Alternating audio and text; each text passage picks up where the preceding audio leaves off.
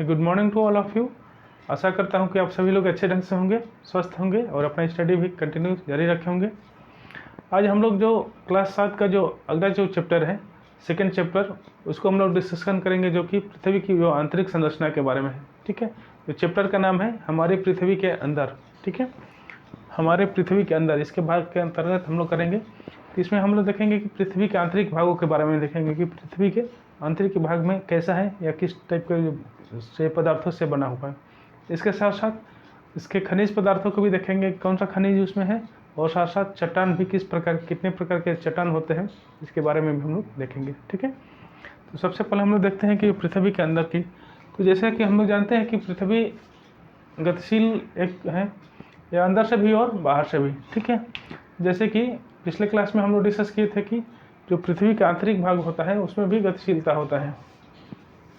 ठीक है, जो पृथ्वी का आंतरिक भाग है इसमें जैसे जानते हैं कई लेयर में बटा होता है, इसमें भी गतिशीलता होता है। इसके कारण बीच में जो एक एस्थेनोस्फीयर है, इसके बाद आगे हम लोग डिस्कस करेंगे एस्थेनोस्फीयर क्या चीज़ होता है, कैसे होता है। वो एक तरह से मान लीजिए कि गर्म और तप्त पदार्थ होता है, सेमी लिक्विड स्टेट में होता है। ठीक है, हलवे की तरह होता है, लेकिन बहुत ही गर्म होता है, तापमान इतना ज़्यादा होता है। ठीक है, तो वो कभी कभी बीच बीच में भी निकलता रहता है, वहीं ज्वालामुखी के रूप में निकलता रहता है, उसको मैग्मा भी कहा जाता है उसको। ठीक है, एस्थेनोस्फीयर में जो उस टाइप का जो पदार्थ होता है उसको क्या बोला जाता है, मैग्मा। तो उसके कारण भी ये इसमें गतिशीलता होती रहती है, इस कारण भी ये। ठीक है, तो इसको अंतर्जनित बल कहा जाता है, जो अंदर वाला भाग होता है उसको अंतर्जनित बल। ठीक है, इसको अंतर्जनित बल या इंडोजेनेटिक फोर्स बोलते हैं। ठीक है, इंडोजेनेटिक फोर्स। और जो बाहर बल होता है, बाहर भी जैसे देखे हम लोग की पर्वत, पठार, मैदान, यहाँ पे बाहरी भाग में है, पृथ्वी के ऊपरी भाग में, लेकिन ये भी परिवर्तनशील होता है। क्यों परिवर्तनशील होता है, इसके भी कारक होते हैं। जो इसको जो बल परिवर्तन करने वाले बल होते हैं, इसको बहिर्जनित बल बोलते हैं, बहिर्जनित बल।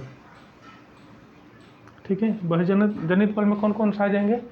बहिर्जनित बल में मतलब कि हवा के द्वारा भी होता है, या पवन कह लीजिए, पवन के द्वारा होता है, उसके बाद से जल के द्वारा होता है, हिमानी के द्वारा होता है।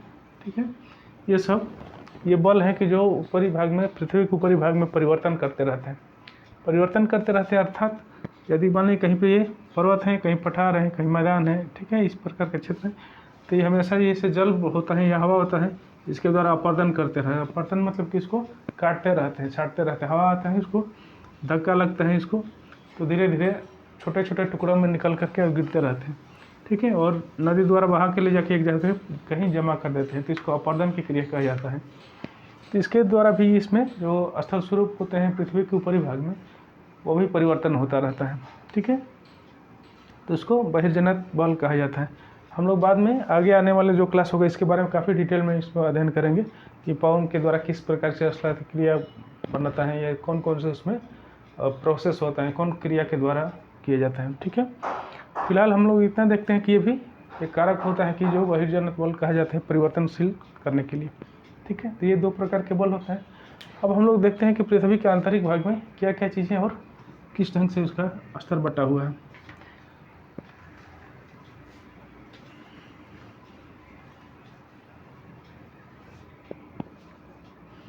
जैसे कि हम लोग बाज़ार में जाते हैं खरबूजा खरीदने के लिए, तो जब खरबूजा खरीदते हैं तो क्या कैसे पता चल रहा है कि वो अंदर पका है कि नहीं पका है। ठीक है, तो उसके लिए खरबूजे वाले से पूछते हैं कि भाई ये पका है कि नहीं, तो क्या दिक्कत करता है खरबूजे वाला, बीज ये जैसे मान लें खरबूजा ही इतना बड़ा, तो क्या करता है, एक चाकू से लेकर के और एक कट करते हैं यहाँ पे। ठीक है, कट करेगा तो इस प्रकार की कट करके निकाल देता है इधर।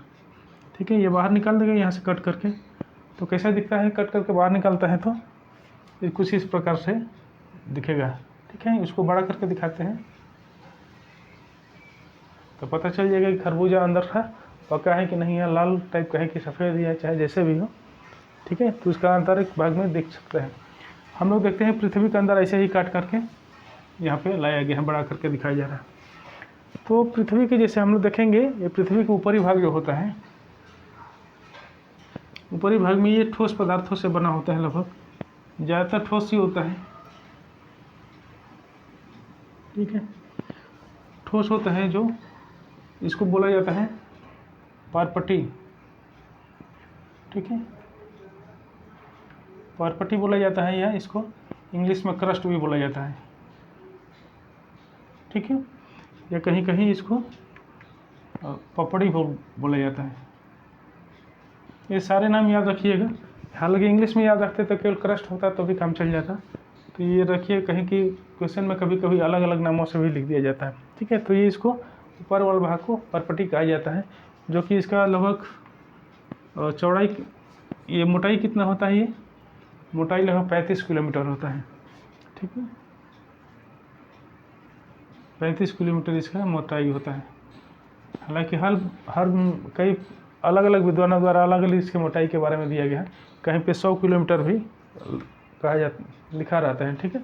लेकिन एनसीईआरटी बुक में, इस बुक में कहाँ पे 35 किलोमीटर रखा गया, जबकि ये स्थलखंड भागों में है, ठीक है, या महाद्वीपीय भागों में है।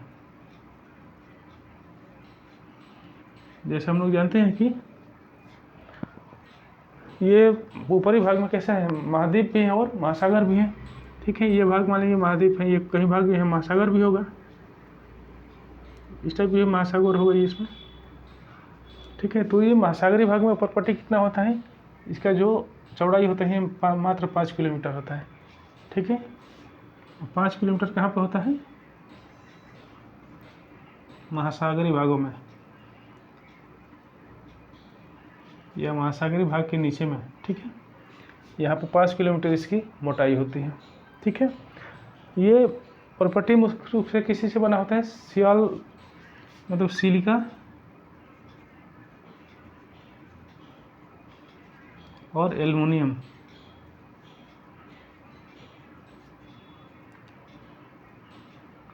सिलिका और एल्युमिनियम का बना होता है। इसीलिए सिलिका को शॉर्ट में एसआई कहते हैं और एल्युमिनियम को ऑल कहते हैं, ठीक है। ये दोनों को मिला करके सियाल नाम दिए जाते हैं इसका, ठीक है।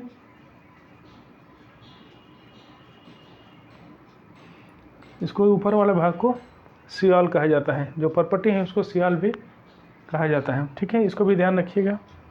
अब हम लोग देखते हैं कि इसके नीचे वाला भाग जो परपटी है,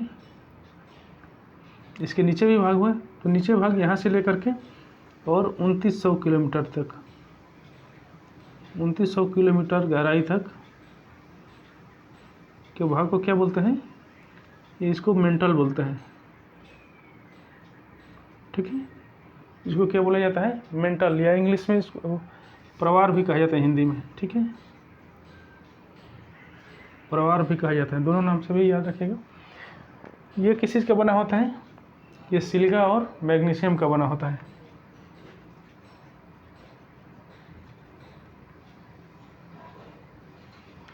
और मैग्नीशियम का,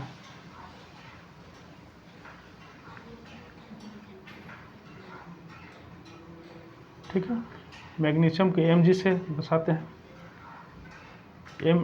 Ma से, ठीक है। तो ये सिलिका और मैग्नीशियम से बना होता है। ये दोनों को सम्मिलित रूप से क्या नाम दिया जाता है, सीमा, ठीक है।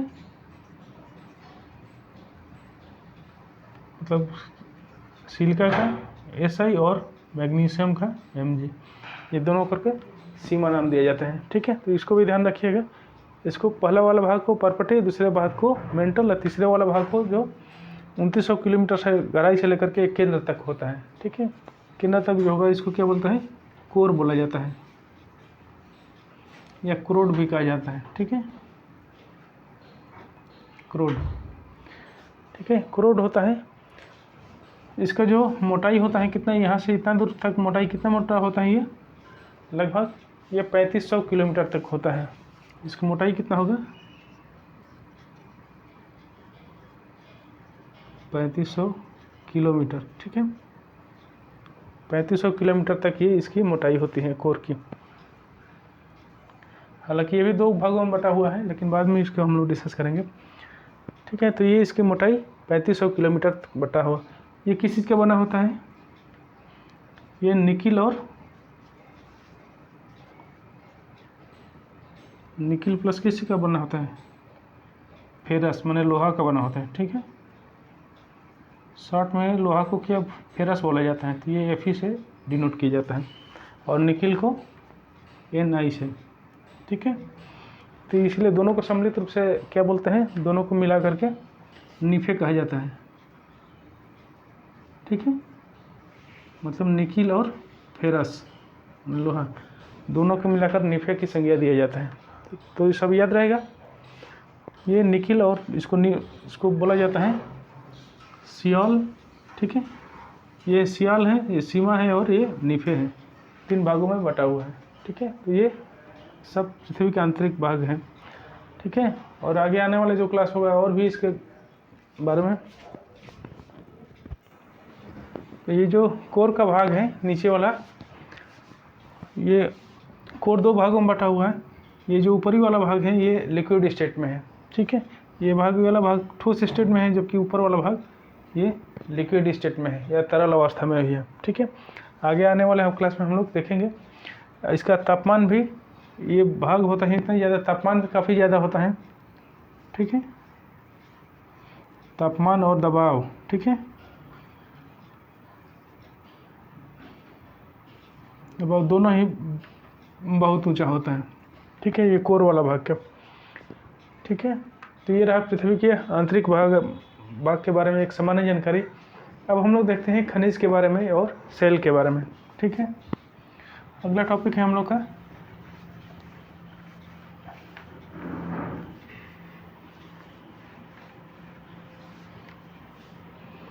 सेल एवं खनिज। ठीक है, सेल एवं खनिज। ठीक है, तो सेल किसको कहते हैं? सेल जो पृथ्वी का ऊपरी भाग होता है। ठीक है, सेल जो पृथ्वी का जो ऊपरी भाग होता है या विशेष से खनिज से मिलकर के ये बना होता है। ठीक है, उसको सेल के संग ठोस पदार्थ होता है। ठीक है, वो पृथ्वी की पपड़ी के ऊपरी जो भाग में होता है, उसमें ठोस भाग जिसमें खनिजों से मिलकर के बना होता है, इसको चट्टान या सेल कहते हैं। ठीक है, ये जो चट्टान होता है ये कई प्रकार के हो सकते हैं।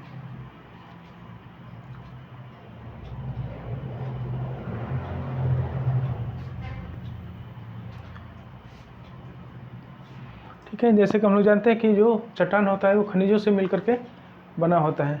ठीक है, अब हम लोग ये खनिज वो देखते हैं, इसको सेल कहा जाता है। ये सेल कितने प्रकार के होते हैं? सेल जो होते हैं, सेल या इसको इंग्लिश में रॉक बोला जाता है, या रॉक या चट्टान भी कहा जाते हैं। ठीक है, ये मुख्य रूप से 3 प्रकार के होते हैं। पहला जो होता है इसको आग्नेय चट्टान कहा जाता है, या आग्नेय सेल।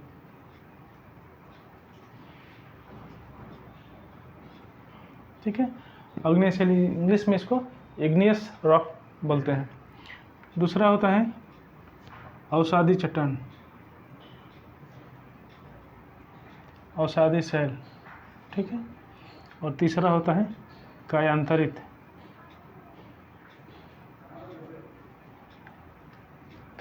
सेल। ठीक है, अब इसके बारे में हम लोग देखते हैं। जो आग्नेय सेल होता है ये पृथ्वी के अंदर से निकलने वाले में जो मैग्मा होता है, पृथ्वी के अंदर जैसे कि जानते हैं कि हम लोग मैग्मा इस भाग में है। मैग्मा जब बाहर आता है, मैग्मा क्या होता है? मैग्मा जो कि गर्म तप्त पदार्थ होता है, काफ़ी गर्म होता है, गर्मी काफ़ी ज़्यादा होता है, इसमें तापमान काफ़ी ज़्यादा होता है। ये लगभग लिक्विड स्टेट में होता है। ठीक है, तरल होता है। ये जब बाहर आता है तो मैग्मा के बाहर आकर के जमने से इसका निर्माण होता है आग्नेय सेल का। ठीक है, तो ये जो मैग्मा के जमने की वजह से इसका जो बनता है, तो उसको क्या बोलते हैं? आग्नेय सेल के नाम देते हैं। ठीक है, चूँकि वो अग्नि के कारण से ये इतना ज़्यादा गर्म होता है, एक लाल अग्नि की तरह होता है, इसलिए इसको नाम भी इग्नियस सेल या आग्नेय चट्टान पड़ा है। ठीक है, इसको प्राथमिक सेल के भी नाम से जानते हैं। प्राथमिक सेल भी कहते हैं इसको। प्राथमिक सेल क्यों कहते हैं? क्योंकि इसका इस सेल का निर्माण या इस चट्टान का निर्माण सबसे पहले हुआ है, इसीलिए इसको प्राथमिक सेल भी कहा जाता है। ठीक है, अब देखते हैं कि अब आग्नेय सेल क्या होता है। आग्नेय सेल, जबकि ये जो चट्टान होते हैं, जितने भी पहले से बने होते चट्टान होते हैं, प्राथमिक सेल विशेष रूप से, तो उसके अपर्दन के द्वारा जो अवसाद बनता है, तो अवसादों के कहीं ले जा करके एक जगह से दूसरे जगह पर ले जाकर जमा कर दिए जाते हैं, तो उसको जमने से जो चट्टान निर्माण होता है उसको अवसादी चट्टान बोलते हैं। ठीक है, जो प्राथमिक सेल होता है इसके अवसादों के द्वारा, हालांकि ये कई प्रकार के अवसाद भी हो सकते हैं, कि जरूरी नहीं कि प्राथमिक चट्टानों से ही जो सेल अवसाद मिलेगा उसी की वजह से, और कई तरह से भी रूपांतरिक सेल भी होते हैं, इसके भी टूट फूट के क्रिया द्वारा अपर्दन होता है, इससे भी जो पदार्थ निकलता है, वो अवसाद निकलता है, उसको भी जमा होने की वजह से भी अवसादी चट्टानों का निर्माण होता है। ठीक है, तो इसको अवसादों से ये इसका निर्माण होता है। इसका अवसादी निर्माण में कौन सा प्रक्रिया होती है?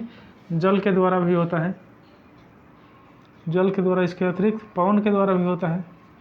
पवन के द्वारा भी चट्टानों में तोड़ फूट की क्रिया होती है, उसके बाद से छोटे छोटे वो कण के रूप में ले जाके एक स्थान से दूसरे स्थान पर जमा कर देते हैं। ठीक है, तो इसके द्वारा भी बनता है। इसके साथ साथ हिमानी के द्वारा भी होता है।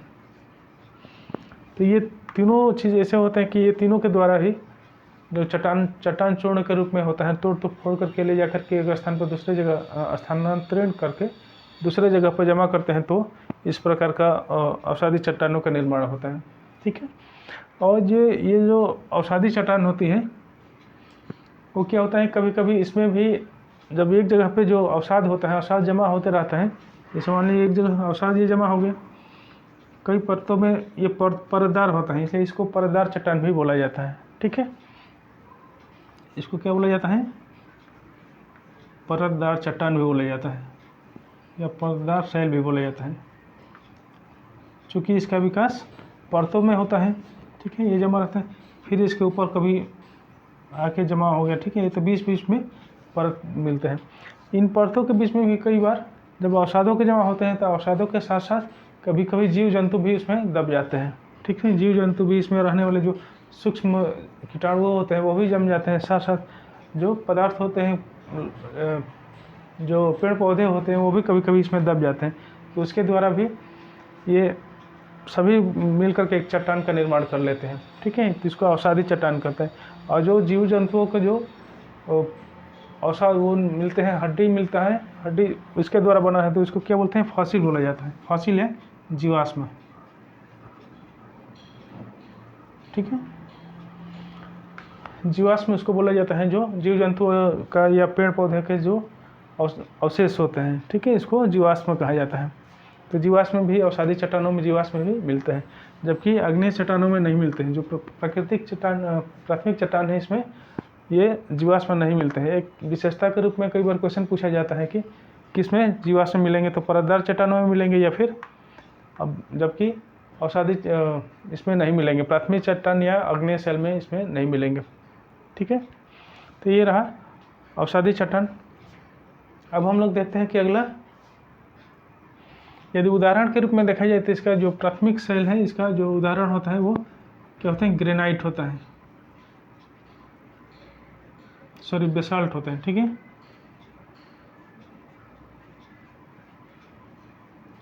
और अवसादी चट्टानों के क्या कौन सा उदाहरण है? जो अवसादी चट्टान किसके द्वारा निर्मित होता है? सैंडस्टोन होता है, इसको बालू का पत्थर भी कह सकते हैं।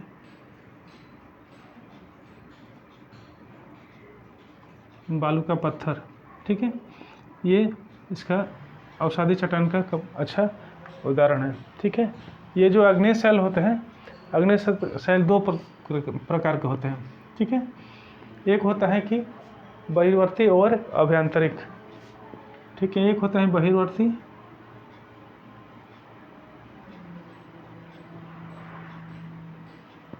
और दूसरा होते हैं अभ्यंतरिक। इसको समझ लेते हैं क्या होता है। बहिर्वर्ती वो चट्टान होता है कि जो वो नीचे से मैग्मा निकलने के बाद पृथ्वी के ऊपरी भाग पर, सतह पर निकल कर जम जाते हैं, तो इसको क्या बोलते हैं? बहिर्वर्ती। ठीक है, आग्नेय सेल बोलते हैं। जबकि कई बार ऐसा होता है कि जो मैग्मा होता है ये बाहर नहीं निकलता है, बल्कि यहीं पे रह जाता है, और बीच वाले भाग में जो चट्टान होते हैं इसी भाग में अंदर तक चला जाता है। ठीक है, और यहीं पे ये जमा हो जाता है। तो ये जमा हो जाता है तो इसको क्या बोलते हैं, अभ्यंतरिक चट्टान बोलते हैं। ठीक है, तो अभ्यंतरिक चट्टान होता है तो इसको बोला जाता है जो ज़मीन के नीचे ही रह करके मैग्मा के जमने से बनता है। ठीक है, इसके अभ्यंतरिक चट्टान का सबसे अच्छा उदाहरण क्या है, ग्रेनाइट। ठीक है, ग्रेनाइट जो कि ये अभ्यंतरिक चट्टान है, जबकि बहिर्वर्ती चट्टान कौन सा है, बेसाल्ट है, मैग्मा के जमने से बनता है। ये बेसाल्ट कैसा होता है, बेसाल्ट जो है वो एक महीन कणों से निर्मित चट्टान होता है, इसमें कणों का आकार महीन होता है। ठीक है, महीन कण होता है, जबकि ग्रेनाइट में कैसा होता है, बड़े बड़े कण होते हैं इसमें। ठीक है, क्यों होता है कि जो बहिर्वर्ती होता है बाहरी भाग पे पृथ्वी की सतह पे आकर जमता है तो वो तुरंत जम जाता है, तो तुरंत जमता है तो उसको कण बनने का मौका नहीं मिल पाता है, तो इसलिए छोटे छोटे महीन कण हो जाते हैं। जबकि आंतरिक भाग में काफ़ी धीरे धीरे मैग्मा का ठंडा होता है, तो इसमें बड़े बड़े कण का विकास हो जाता है। ठीक है, तो ग्रेनाइट और बेसाल्ट में यही अंतर है कि इसमें बड़े बड़े कण मिलते हैं, जबकि इसमें बड़े बड़े कण नहीं मिलते हैं। ठीक है, तो ये रहा आग्नेय चट्टान और ये अवसादी शैल है। ठीक है, अवसादी शैल का सबसे अच्छा उदाहरण ये बालू का पत्थर है। ठीक है ना, अब हम लोग देखते हैं कायांतरिक चट्टान। ठीक है, तीसरा एक कायांतरिक चट्टान, ये इसको इंग्लिश में बोलते हैं मेटामॉर्फिक रॉक।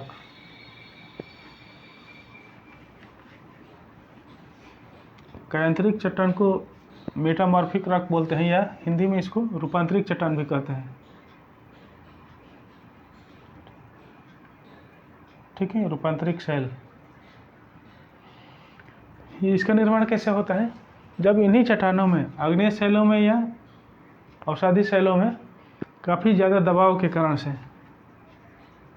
काफ़ी ज़्यादा दबाव होता है या फिर तापमान ज़्यादा होता है, ज़्यादा ताप और दाब के कारण जब इन्हीं चट्टानों में रूपांतरित हो जाता है तो, या परिवर्तन हो जाता है तो क्या हो जाता है,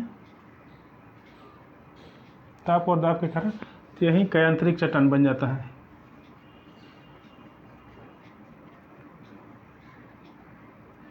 ठीक है, कायांतरिक शैल का निर्माण हो जाता है।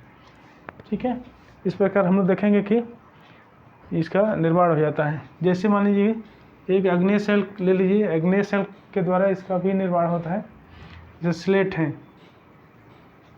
एक प्रकार की चट्टान है, ये स्लेट का निर्माण किसमें हो जाता है, स्लेट का ये क्ले से स्लेट बनता है, सॉरी क्ले होता है, क्ले मतलब चिकनी मिट्टी।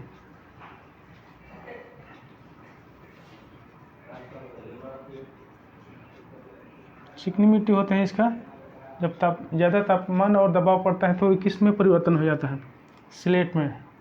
ठीक है, स्लेट ये वही स्लेट है कि जो कि हम लोग लिखने के काम होते हैं, जो बच्चे लिखते हैं स्लेट पेंसिल से, तो वही स्लेट है। ठीक है, तो इसका निर्माण किससे हुआ है, चिकनी मिट्टी के द्वारा होता है। और इससे भी होता है, अवसादी शैलों से भी होता है। अवसादी शैल में मान लीजिए कि चूना पत्थर है, चूना पत्थर एक प्रकार से ये भी अवसादी शैल है। इसके द्वारा जब ज़्यादा तापमान और दबाव बढ़ेगा तो ज़्यादा तापमान और प्रेशर होगा तो किस में कन्वर्ट हो जाएगा, संगमरमर में कन्वर्ट हो जाएगा। संगमरमर, ये इंग्लिश में इसको मार्बल की संज्ञा देते हैं। ठीक है, और भी याद कर लीजिएगा जितने उदाहरण की कौन कौन से जो आग्नेय चट्टान है इसे रूपांतरित कैसे हुआ है, और जो अवसादी चट्टान है इसके द्वारा भी किस ढंग से रूपांतरित हुआ है। ठीक है, तो इसको भी याद कर लीजिएगा किस ढंग से हुआ है। तो ये रहा रूपांतरिक चट्टान। ठीक है, अब कई बार ऐसा भी होता है कि ये रूपांतरिक चट्टान का भी दोबारा रूपांतरण हो जाता है। ठीक है, जिसे संगमरमर है इसका भी फिर से और दोबारा तापमान ज़्यादा पड़ेगा तो उसका भी रूपांतरित हो जाता है। ठीक है, तो ये भी पुनः रूपांतरित चट्टान भी कहे जाते हैं। अब हम लोग देखते हैं एक शब्दावली आप सुने होंगे, चट्टान चक्र। ठीक है, चट्टान चक्र क्या होता है,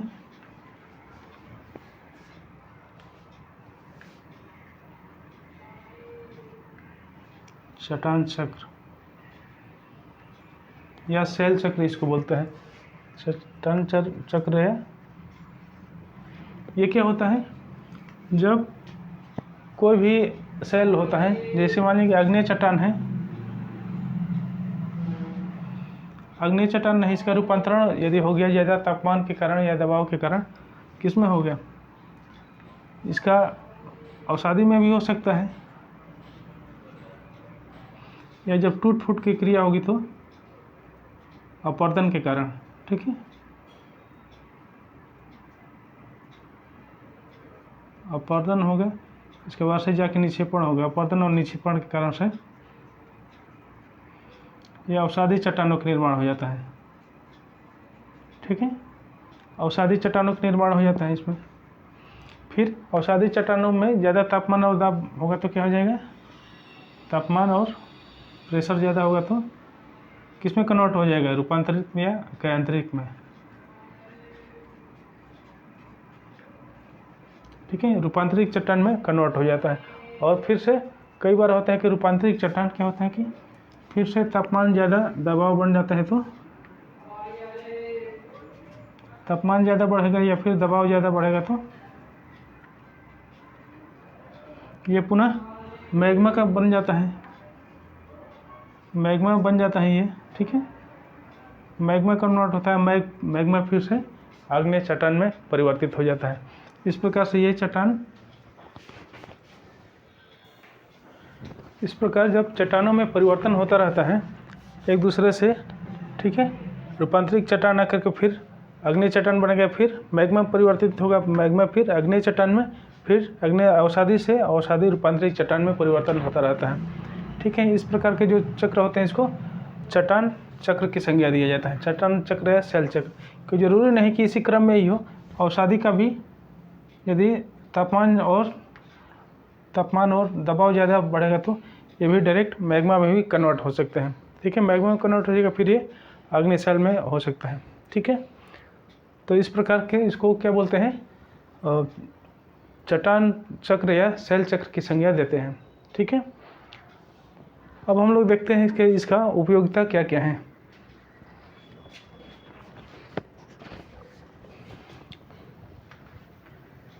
ये जो चट्टान होते हैं, चट्टान का लाभ क्या होता है या इसकी क्या क्या उपयोगिता हो सकता है।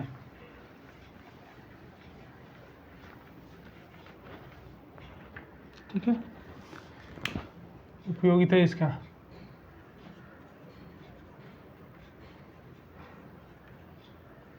ये चट्टान हम लोग के लिए काफ़ी महत्वपूर्ण होते हैं।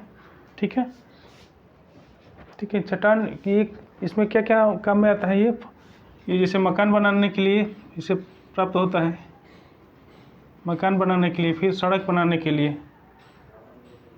ठीक है, इस प्रकार कई तरह से इसके द्वारा पदार्थ मिलता है, जो चट्टान मिलते हैं इसके द्वारा यूज़ किया जाता है। जो चट्टानों होते हैं इसको हम लोग खेल में भी कई यूज़ किए जाते हैं। जो छोटे बच्चे होते हैं वो चट्टानों के छोटे छोटे कणों से भी खेला करते हैं। ठीक है, इसके अतिरिक्त जो घर बनाने वाले होते हैं, बड़ी बड़ी मकान भी बनाए गए हैं इसके, या कई इमारतें भी, ऐतिहासिक इमारतें भी बनाई गई हैं। ठीक है, जैसे कि संगमरमर से क्या बनाया गया है, संगमरमर से मकान नहीं बल्कि ये ताजमहल नाम सुने होंगे, कहाँ पे है ये, आगरा में है। ठीक है, ये संगमरमर से ताजमहल बनाया गया है। इसके साथ साथ लाल बालुआ पत्थर से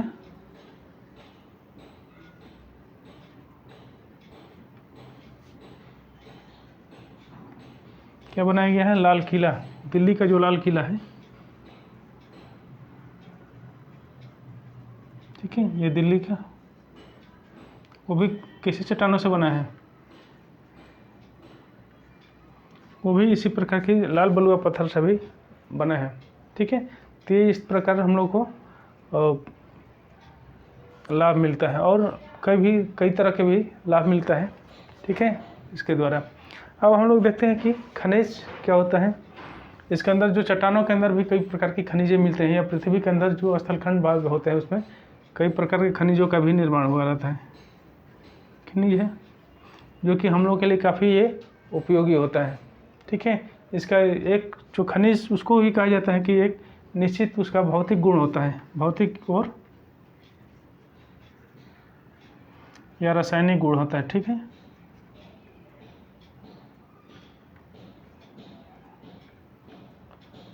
रासायनिक, भौतिक और रासायनिक गुण इन सबों का होता है, निश्चित होता है। ठीक है, इसी आधार पे कई तरह के खनिज मिलते हैं हम लोग को। अब खनिजों में हम लोग देखते हैं कि ठीक है, कई प्रकार के खनिज होते हैं जिसमें कोयला है, ठीक है, लोहा है। ठीक है, यदि ईंधन अलग अलग डिवीजन किया जाता है, कई तरह से धातु खनिज होते हैं, अधातु खनिज होते हैं, ईंधन के लिए खनिज होते हैं। ठीक है, तो उसको अलग अलग होता है। तो हम लोग एक ही में इसको अभी लिख रहे हैं। लौह है, इसके बाद से पेट्रोलियम है, एल्युमिनियम है। ठीक है, इत्यादि कई प्रकार की खनिज है, इसको भी जो टेक्स्ट बुक है इसमें भी देख लीजिएगा। ठीक है, तांबा है इसमें। ठीक है, तांबा, पेट्रोलियम, गैस भी खनिज में के अंतर्गत रखा जाता है। ठीक है, जो प्राकृतिक गैस होता है। तो इस प्रकार के खनिज पाए जाते हैं। ठीक है, और खनिजों का विशेष रूप से आप नाम सुने होंगे, जो पठार होते हैं, पठारी क्षेत्र में विशेष रूप से खनिज ज़्यादा मिलते हैं। वहाँ पर टीन होता है। ठीक है, टीन, शीशा, ठीक है, एल्युमिनियम, इस प्रकार के खनिज काफ़ी जो पठारी क्षेत्र होते हैं उसमें ज़्यादा इस प्रकार की जो खनिज होते हैं मिलते हैं। ठीक है, तो ये रहा हमारी पृथ्वी के अंदर के बारे में। ठीक है, उसका आंतरिक संरचना हम लोग देखें, और उसके बाद से इसके सेलों के बारे में देखें और खनिज के बारे में देखें। ठीक है, तो आज के लिए यहीं रहने देते हैं। धन्यवाद।